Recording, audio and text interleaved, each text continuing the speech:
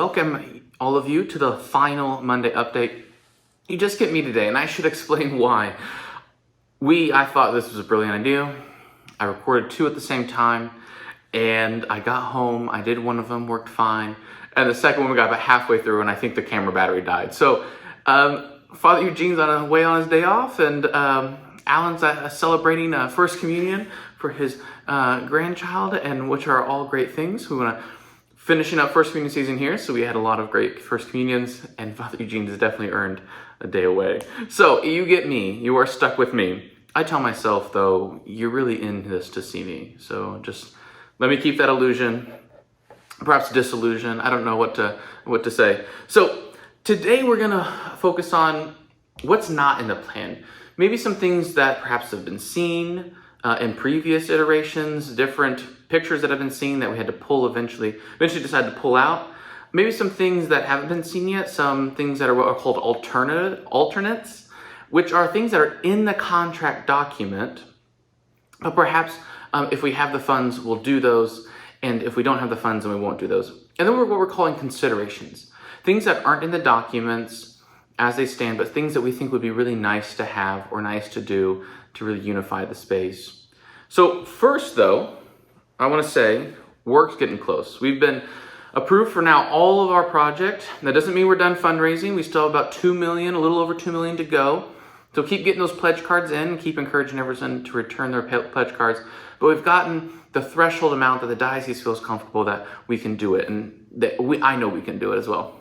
So what we're going to do then is we're going to begin work soon on the exterior of the building. That's going to be our first kind of big project. I'm going to get that done before November. So early May, between now and early May, we're going to start seeing some things happen.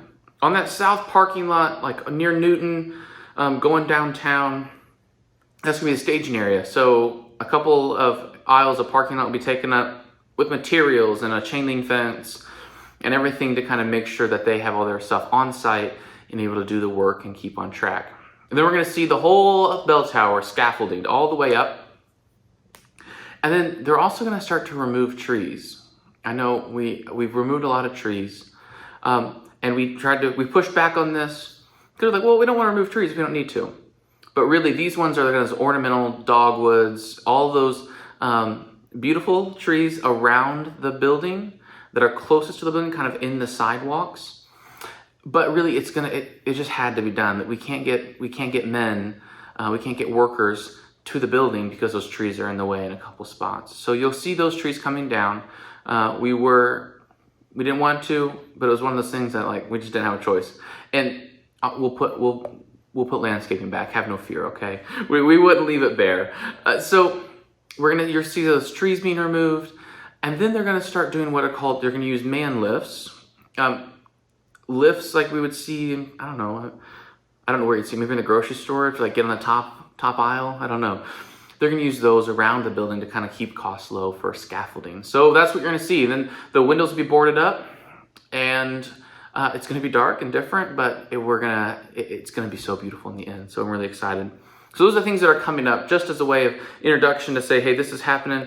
We're gonna see some scaffolding, we're gonna see some tree removal, we're gonna see some boarded up windows. But all this means we're making progress, which should be really exciting because we have an incredible church and we're gonna preserve it for another generation.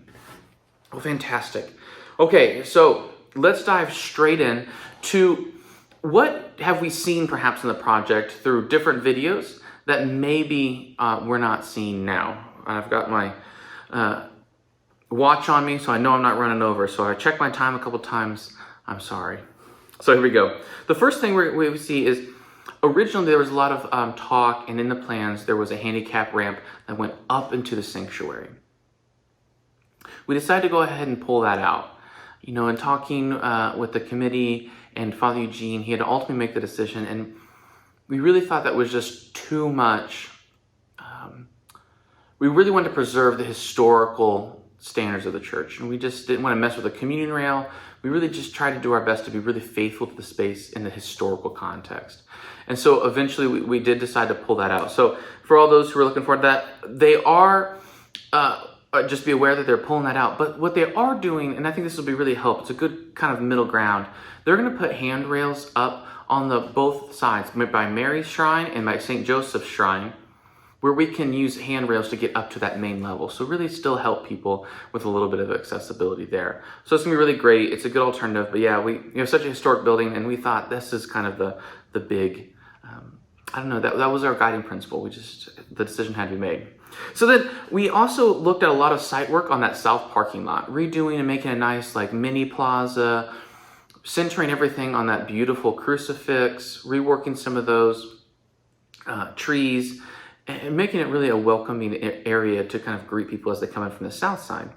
We ended up taking that out, and also the landscape kind of around the church. At the end of the project, we'll have to do some of that, but we took out some of the major work. That was really for cost reasons. We wanted to kind of make sure we focus on the infrastructure and liturgical finishings, and we'll work about parking lots, as they go. Finally, kind of redoing that pastor's walk. Those 3 statues on the south side, we were going to rework those, put some beautiful lighting up. Again, for cost, we just kind of pulled that out just to kind of focus a little bit better on the church and on the liturgical furnishings. So those are the things that maybe we've seen pictures of, but now we're kind of pulled those out. And so a lot of great work went into all that. It wasn't that they were bad ideas. It was just simply to say, hey, we can't do everything. So awesome. Now I'm looking for my other notes. Here they are. Is this right? Sorry. I should be more organized than this. But you know me. I can't be. Awesome. Here we go. So now we're going to look at what are called alternates. And the distinction here is these are written into the documents of the contracts with the construction workers. Things they're going to need a lot of work to do, a lot of planning went into these, and we're going to need a lot of help from that general contractor and the subcontractors to do. And then we're going to look at some considerations, okay? So, the T-coil, this is the assisted listening section. So what they're going to do is bury a wire in the ground that taps right into the T-coil of the hearing aid. So if you have a hearing aid and you can't hear in our church, we want to accommodate you. And so they're going to try to bury a wire, and then you're going to go to your ear doctor and say, turn my T-coil on, and it'll tap straight into that T-coil. It's really great technology, and we've heard really great things about it. That's in the documents as an alternate. So if we raise the money and we go a little over or go a lot over, I'm going to wink really hard at you, we'll be able to add this T-coil. The other thing is that our chiller for our heating and cooler system, we're obviously reworking a lot. We've already talked about that, reworking a lot of the HVAC system. Well, we're also going to, we didn't replace the chiller. It still has some life left in it, but it's getting towards the very end. We're getting, in fact, we might be getting a bonus couple years out of it. And so we did write that in there to say like, hey, if we get that extra money, if our reserves, which are, that's not what they call them, but our cash conditions, I don't know, what's left over in case something goes wrong, they have these allowances. I think that's the word. They have an allowance in there.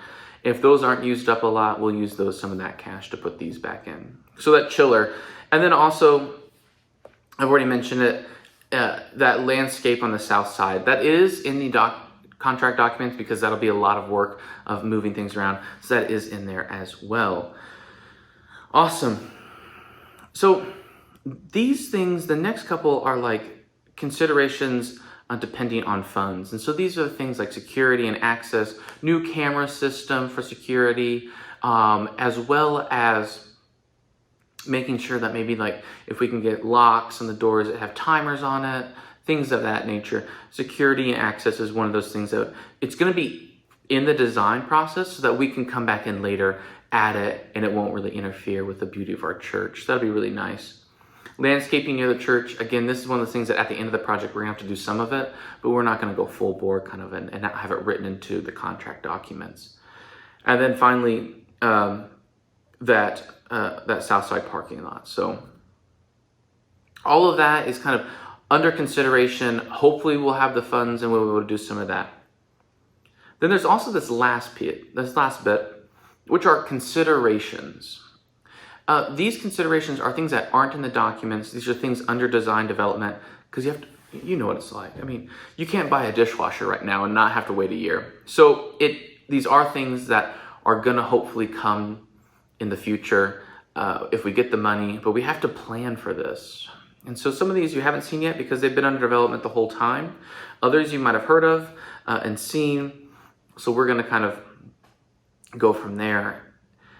We're planning, we're beginning to design a new altar, ambo, and cantor stand, all of which would match the high altars. So they'd be marble, they'd have those beautiful columns, the beautiful arches, all the things that would match the high altar, really unifying the space. I think this has kind of been a key for me, and I know talking with the other members of the committee, this is gonna really make our church look traditional. It's gonna make it look original too, that this was all planned out. So we're really excited about that. But I do wanna, there's been a lot of concern within the committee that we're treating the existing liturgical furnishings beautifully.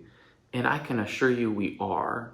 You know, we love the church. We would never do anything to kind of disrespect any of the church. So we are definitely gonna take those into considerations.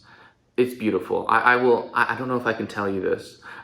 It's turning out beautiful. Having everything matching is just wonderful. You've seen pictures of the new baptismal font.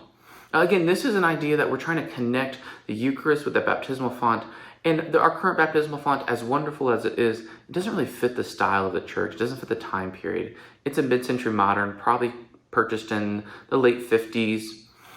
Well, we're trying to kind of restore some of these beautiful pieces that will really unify the church, make that connection between the baptism and the Eucharist, tying everything together in a really beautiful way. And then sanctuary furnishings and fixtures, including like the presider's chair. This is being looked at. Those other ones are probably, I would say, I'm speaking maybe for myself, those are higher priorities. That presider's chair, it works. It's really beautiful. I love that it matches a lot of things in there. But we're gonna look at it just to see, make sure that, you know, it's kind of one of those things, if you buy a new chair in your house, maybe you need a new couch, maybe if we get a new altar, we might need a new ambo and a new presider's chair. We're just studying these things. And so just to be aware of those. But they're turning out just incredible. It really makes the space pull together. It's just beautiful. Other things that aren't in there right now are like furniture in the gathering space, the different chairs we're gonna need, if we need any folding tables, things like that. Smaller things that, you know, we don't need the general contractor to do. We can go out and buy some. We've got some obviously great options here in Jasper, some local manufacturers, but we don't need the contractor to get involved. That can be a discussion between the architect and the committee to kind of figure out those things. And also balcony furnishings. And finally, the streaming system. So we have a camera system that's already in place. We could upgrade it and just get a new system and not leave the cameras where they're at, or we could go and get new cameras, reposition everything. Those are being planned. Again, that's a consideration that if we get some funds, if we have some extra funds, we're able to do some of those things. So there's a lot in consideration. This is a huge project, a big scope, and we're just trying to do our best to kind of protect our budget, but also do the right thing and what we think is the right thing, working with the committee to really just make the space feel together and united and beautiful. And so we're really excited that they're coming out incredible.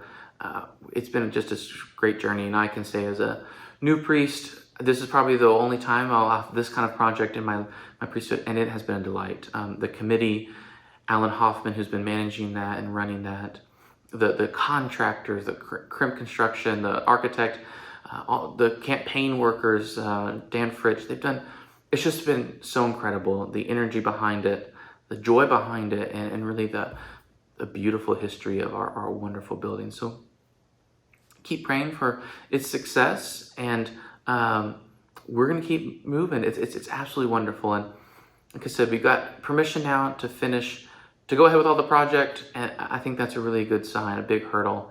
But get those pledge cards in, because we're not finished necessarily with raising that money. We're still a little short of $2 million, but we're making some great progress. And not that this matters, but I can say with a very great sense of pride, I'm really proud of all of you for the great work you've done. It's been incredible. So thank you for your support, your love in spreading the gospel, and I pray we can continue to do that. So know of my prayers. If you need anything, reach out to us, please. Father Eugene and I will sit down with you, or Alan. We're always willing to listen and keep praying for this. It's incredible. It's absolutely wonderful. And know of our prayers for you.